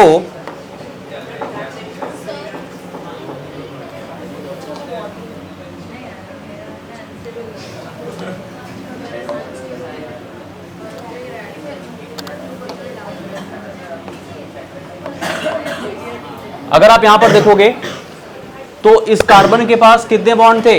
ये देखो कार्बोकेटायन है, कार्बन पे प्लस चार्ज क्या होता है? कार्बोकेटायन। कार्बोकेटायन के बगल वाला कार्बन क्या होता है? अल्फा। अल्फा कार्बन के पास कितने हाइड्रोजन है? 3 हाइड्रोजन है। तो अल्फा कार्बन के पास जितने हाइड्रोजन होते हैं उनको अल्फा हाइड्रोजन कहा जाता है ना। तो 3 अल्फा हाइड्रोजन। कंडीशंस क्या बोलती है कि हमारे पास 1 अल्फा हाइड्रोजन होना चाहिए, तो हमारे पास 3 है। उसके बाद अल्फा कार्बन जो है वो sp3 होना चाहिए। देखो आप 1 2 3 4 बॉन्ड, 4 सिग्मा बॉन्ड होता है तो sp3 बोलते हैं, बताया था आपको ना। सिग्मा प्लस लोन पेयर का सम 4 है तो sp3, sigma plus lone pair का सम 3 है तो sp2, sigma plus lone pair का सम अगर 2 है तो sp, बताया था आपको। तो यहाँ पर 4 सिग्मा बॉन्ड है, इसका मतलब sp3 होगा। तो यहाँ पर 2 कंडीशंस हैं हाइपर कॉन्जुगेशन के लिए। पहली बात तो अल्फा कार्बन sp3 होना चाहिए और अल्फा कार्बन के पास एटलीस्ट 1 अल्फा हाइड्रोजन होना चाहिए, जो कि हमारे पास है। इसको नो बॉन्ड रेजोनेंस के नाम से भी जानते हैं, क्योंकि आप देख रहे हो जब हाइड्रोजन ने कार्बन को इलेक्ट्रॉन दे दिया तो हाइड्रोजन पे प्लस चार्ज हो गया और इस कार्बन और इस हाइड्रोजन के बीच में कोई बॉन्ड आपको नहीं दिखेगा, क्योंकि बॉन्ड ब्रेक हो चुका है ना, बॉन्ड ब्रेक हो चुका है। तो हाइड्रोजन पे प्लस चार्ज, कार्बन पे माइनस चार्ज, कोई बॉन्ड नहीं है। इसको नो बॉन्ड रेजोनेंस भी कहते हैं। क्या बोलते हैं इसको? No bond resonance. अच्छा, रेजोनेंस क्यों बोल रहे हैं?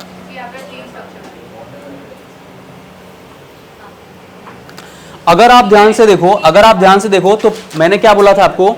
Plus charge single double resonance होता है, बताया था आपको। तो अगर आप यहां पर अगर इसको सिंगल बॉन्ड एज्यूम करो तो प्लस चार्ज सिंगल और डबल रेजोनेंस हो सकता था ना। तो कहने का मतलब यह है कि इसको हम लोग नो बॉन्ड रेजोनेंस बोलते हैं। क्या बोलते हैं इसको? No bond resonance. एग्जाम में पूछा रहता है, एग्जाम में क्या क्या आता है? पहली बात तो हाइपर कॉन्जुगेशंस को क्या बोलते हैं?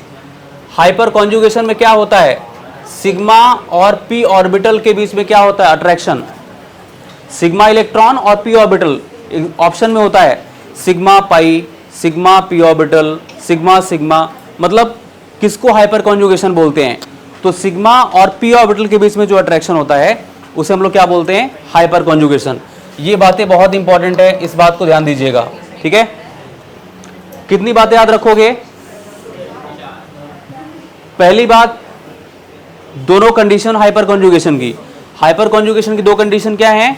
1 अल्फा हाइड्रोजन होना चाहिए। दूसरी कंडीशन क्या है? अल्फा कार्बन sp3 होना चाहिए। इतना हो गया। उसके बाद यहां पर क्या होता है, इसमें सिग्मा इलेक्ट्रॉन p ऑर्बिटल की तरफ अप्रोच करता है, इसी को हाइपर कॉन्जुगेशन कहते हैं। उसके बाद यहां पर इसको नो बॉन्ड रेजोनेंस के नाम से भी जानते हैं। क्या बोलते हैं इसको? No bond resonance. क्लियर है? वैसे ही रहेगा। अच्छा हाँ, एक चीज और, एक बात और। अच्छा पहले इसको नोट कर लो आप, फिर मैं बताता हूं, जगह नहीं लिखनी। नहीं, ये पूरा कंप्लीट तो होने दो पहले, टॉपिक अधूरा छोड़ेंगे क्या?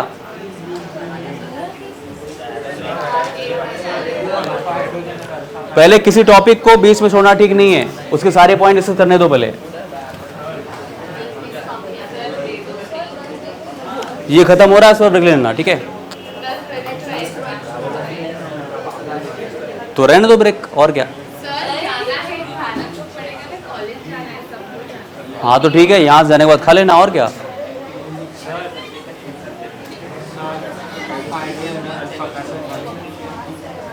कौन सा? अल्फा हाइड्रोजन होना चाहिए। अल्फा कार्बन के पास जितने हाइड्रोजन होंगे उनको अल्फा हाइड्रोजन बोलेंगे, ठीक है? अल्फा कार्बन के पास जितने हाइड्रोजन होते हैं उसे क्या बोलते हैं? अल्फा हाइड्रोजन, ठीक है? तो एटलीस्ट 1 अल्फा हाइड्रोजन होना चाहिए। यहां पे देखो 3 अल्फा हाइड्रोजन है ना, ये तीनों अल्फा हाइड्रोजन यहां पर जब ये हाइड्रोजन इलेक्ट्रॉन देगा तो यहां पर कुछ ऐसा हो जाएगा, H प्लस C माइनस ये H, ये H, ये C प्लस, ये H और ये H ना। एक ये स्ट्रक्चर बना, एक ये स्ट्रक्चर बना। दूसरा स्ट्रक्चर, अगर ये हाइड्रोजन यहां से इलेक्ट्रॉन दे, भाई देखो तीनों हाइड्रोजन अल्फा हाइड्रोजन है ना, 3 अल्फा हाइड्रोजन है, तो पहले इस हाइड्रोजन ने इलेक्ट्रॉन कार्बन को दिया तो वहां पर कार्बन में माइनस चार्ज आया, एक वो स्ट्रक्चर बनेगा। इसको बोलते हैं हाइपर कॉन्जुगेटिव स्ट्रक्चर। क्या बोलते हैं इसको? हाँ हाँ, मतलब ये दिखा रहे हैं किससे ये बन रहा है। ये हाइड्रोजन बॉन्ड के इलेक्ट्रॉन इसको दे रहा है ना, कार्बन को। हाँ, अब उसके बाद क्या होगा कि अगर इस बॉन्ड के इलेक्ट्रॉन हाइड्रोजन ये देगा तो यहां पर क्या होगा? H, ये हो जाएगा H प्लस, कार्बन पे माइनस हो जाएगा,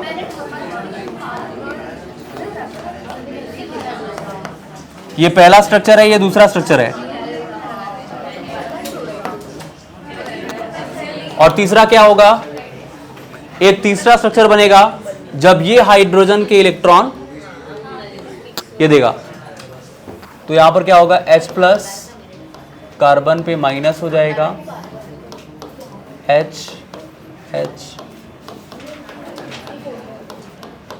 ये तीसरा स्ट्रक्चर है।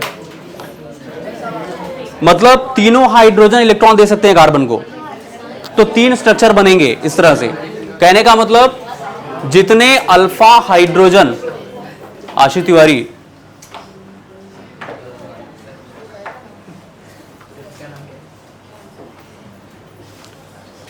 बहुत ही इंपॉर्टेंट टॉपिक चल रहा है, यहां से क्वेश्चंस एग्जाम में डेफिनेटली आते हैं पक्का।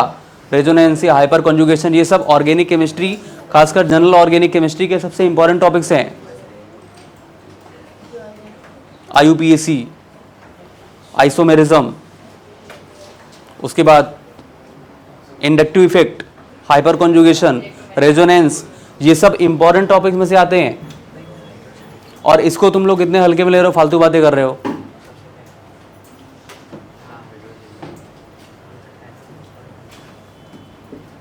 आइसोमेरिज्म एक चैप्टर है, अगर जेई में जाओगे तो वहां पर एक अलग से चैप्टर है आइसोमेरिज्म, बट यहां पर स्टेट बोर्ड में क्या है कि सब एक में दे रखा है।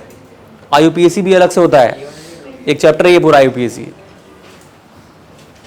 जनरल ऑर्गेनिक केमिस्ट्री में hyper conjugation, resonance, inductive effect, ये मेजर और सबसे बड़े टॉपिक हैं और सबसे इंपॉर्टेंट है। यहां से क्वेश्चन बनते हैं एग्जाम में। ऐसे इंपॉर्टेंट टॉपिक्स को आप कैसे मतलब लाइटली ले रहे हो, मैं समझ नहीं पा रहा हूं।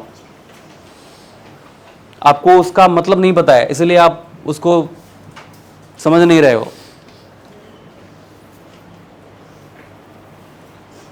किसी स्टूडेंट से जाके पूछना कि इन टॉपिक्स का क्या वेटेज है, तो आपको बताएंगे, खासकर जेई वाले, नीट वाले बताएंगे, ऐसा नहीं है, दोनों को मालूम है। और सीटी आपको लग रहा है कि बहुत आसान सा एग्जाम है, सीटी आप बहुत हल्के में ले रहे हो, क्वेश्चंस हार्ड भले नहीं आते हैं, लेकिन वहाँ पे कंपटीशन बहुत ज़्यादा है। मुंबई के टॉप कॉलेजेस में एसपीआईटी, डीजे सांघवी, ये विले पार्ले में ही है ना डीजे सांघवी, विजेटीआई, मतलब ऐसे ऐसे स्टूडेंट, मेरे खुद के स्टूडेंट जो 98.64 परसेंटाइल लाने के बाद भी सीटी में उनका डीजे सांघवी और एसपीआईटी जैसे कॉलेजेस में, एसपीआईटी में थर्ड काउंसलिंग बुलाया गया बट नहीं हुआ। आप सोच लो 98.64 उतना कम नहीं है, अप्रॉक्स दिखा रहा है तो वो लगभग वो 99 के आसपास है, लेकिन उसके बाद भी थर्ड काउंसलिंग में उसको बुलाया गया वहाँ पर एडमिशन के लिए, कंप्यूटर साइंस में इंजीनियरिंग के लिए, लेकिन थर्ड काउंसलिंग में नहीं हुआ। 99.3 पे क्लोज कर दिया गया। उसने कॉल करके बताया कि सर 99.3 पे क्लोज किया गया। उसके बाद डीजे सांघवी में गया तो वहाँ पर हो गया उसका डीजे सांघवी में, ठीक है। मतलब बहुत सारे स्टूडेंट हैं मेरे जो डीजे सांघवी में इंजीनियरिंग कर रहे हैं, बहुत सारे स्टूडेंट हैं, इस बार भी सिलेक्ट हुए हैं। लेकिन मतलब ऐसे स्टूडेंट जो आउटस्टैंडिंग थे, मतलब उनको शायद जेई में होना चाहिए था, बट वो सीटी दे रहे थे। क्वेश्चन सामने, आंसर सामने, क्वेश्चन आंसर, मतलब इतना मतलब फास्ट कैलकुलेशन था, इतना अच्छा अप्रोच था उन लोगों का। उसके बाद भी ये हाल है कि उनका नहीं हुआ थर्ड काउंसलिंग में, तो डीजे सांघवी में बहुत मुश्किल से हुआ। एक्चुअली वहाँ पर गुजराती कोटा चलता है डीजे सांघवी में, तो गुजरातियों का थोड़ा सा परसेंटेज अगर कम भी रहता है तो उनको वहाँ पे ले लेते हैं, ऐसा कुछ। तो एक लड़की थी, उसका 93 या 94 परसेंटाइल था, तो उसका एडमिशन पहले हो गया। 94 या 95 रहा होगा, तो उसने बोला सर मेरा 98 पॉइंट इतना था, मुझे बाद में बुलाया और उसका पहले हो गया। लेकिन इसका मतलब ये नहीं है कि बहुत इजी है, आप समझो कंपटीशन बहुत ज़्यादा है, इसलिए किसी भी एग्ज़ाम को लाइटली मत लो। इवन बोर्ड भी इतना आसान नहीं है, बहुत लोग बोर्ड में भी ऐसे बैठ के ऐसे एक दूसरे का मुंह देखते हैं जब नहीं आता है तो। सुपरविजन क्या हो मुझे मालूम है, मैं तो एग्जामिनर भी रहा हूँ, तो मैंने देखा है।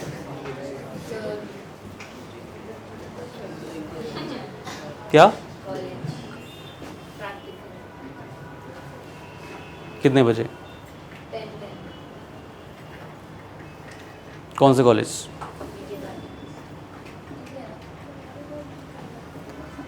उसका नाम मिठी भाई क्यों है?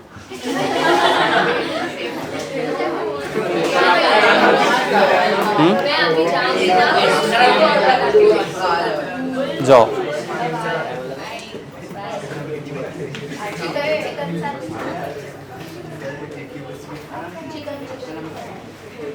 मैं पूछ के बताती हूँ क्या ये नाम लिखता है क्यों।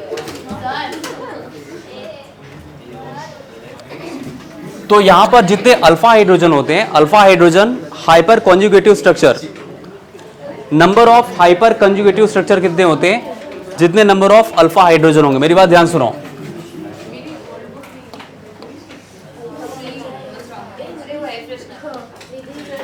नंबर ऑफ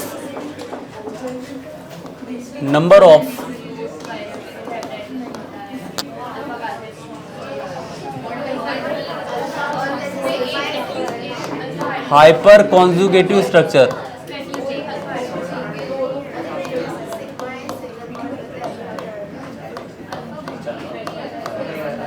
अगर पूछा रहा है कि नंबर ऑफ कोई भी कंपाउंड दिया जाए, बोला जाए number of hyper conjugative structure कितने होंगे, पूछा रहता है। तो number of hyper conjugative structure आप इतना देख लो कि इसमें कितने अल्फा हाइड्रोजन है। ये number of alpha hydrogen, number of alpha hydrogen, number of alpha hydrogen, केवल यही आप देख लीजिए।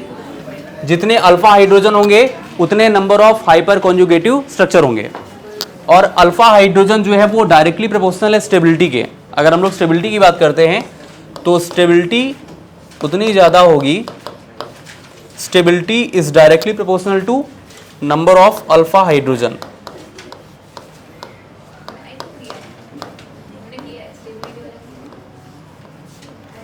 Stability is directly proportional to number of alpha hydrogen, मतलब नंबर ऑफ अल्फा हाइड्रोजन जितना ज़्यादा होगा उसकी स्टेबिलिटी उतनी ही ज़्यादा होगी। इसको नोट करिए, पहले इंपॉर्टेंट है ये, नोट कर लिया। अब जरा नोट करना, एक स्टेटमेंट है हाइपर कॉन्जुगेशन का, नोट करो।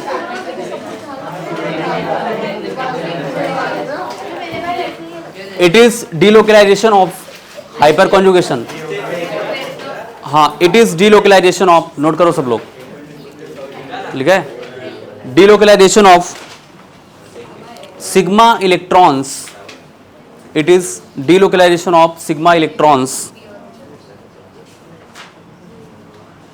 of a carbon hydrogen bond, of a carbon hydrogen bond, of a carbon hydrogen bond, carbon hydrogen bond of an alkyl group, carbon hydrogen bond of an alkyl group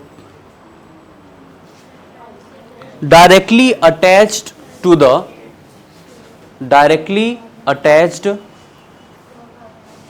to a carbon atom, directly attached to a carbon atom, directly attached to a carbon atom, which is part of, which is part of, which is part of an unsaturated system, sir carbon attach to carbon atom, carbon atom which is part of, which is part of an unsaturated system or unsaturated system or has an empty p orbital, system or has an empty p orbital,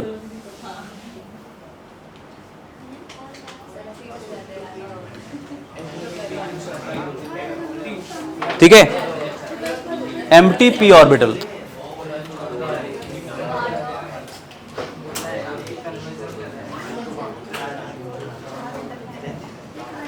hyperconjugation is a, note करो, hyperconjugation is a permanent electronic effect,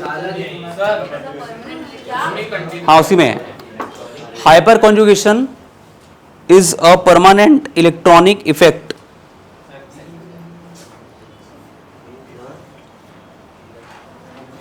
permanent electronic effect, permanent electronic effect.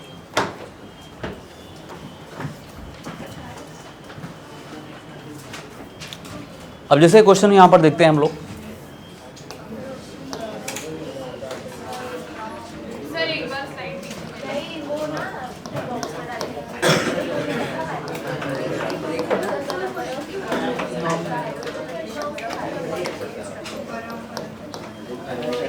Direct छुट्टी लो, अभी क्या break लोगे?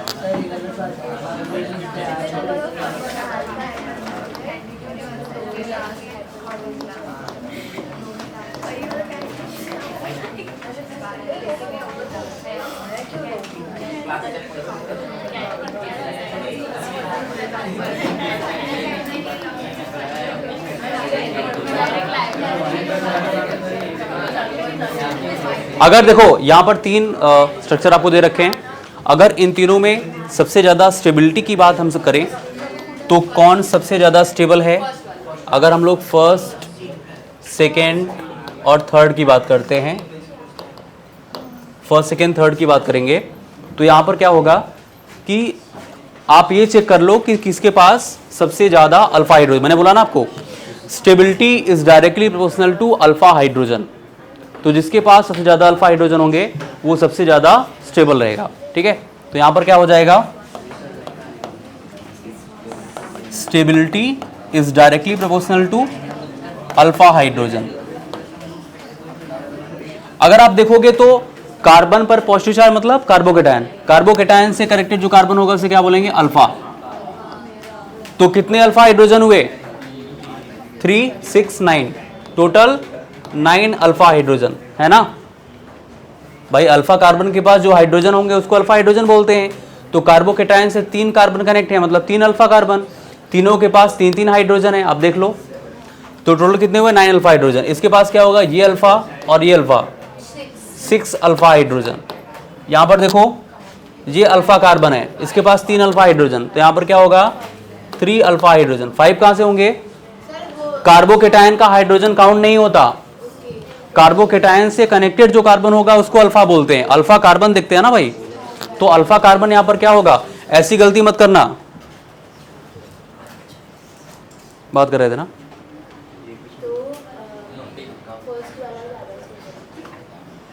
Time यहां पर लिखा हुआ है। अभी जो सामने है उसको नहीं देख रहे हो, परसों के बारे में सोच रहे हो।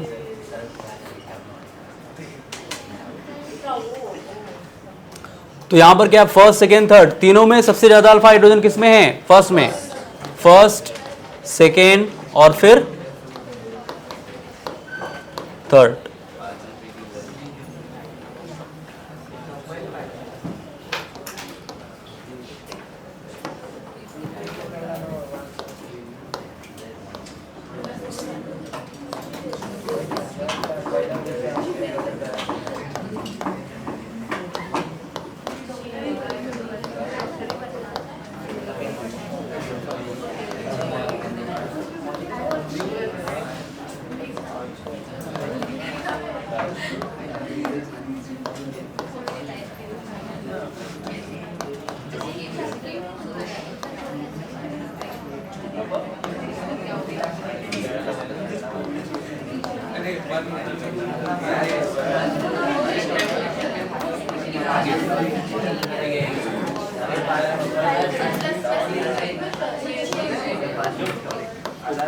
इसमें बताओ क्या होगा,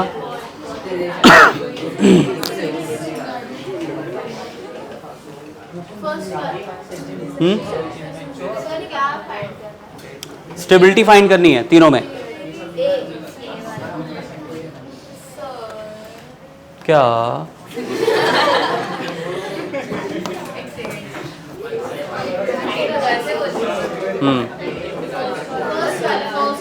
इसमें देखो कार्बन कार्बन डबल बॉन्ड से कनेक्ट जो कार्बन होता है उसे क्या बोलते हैं हम लोग, अल्फा।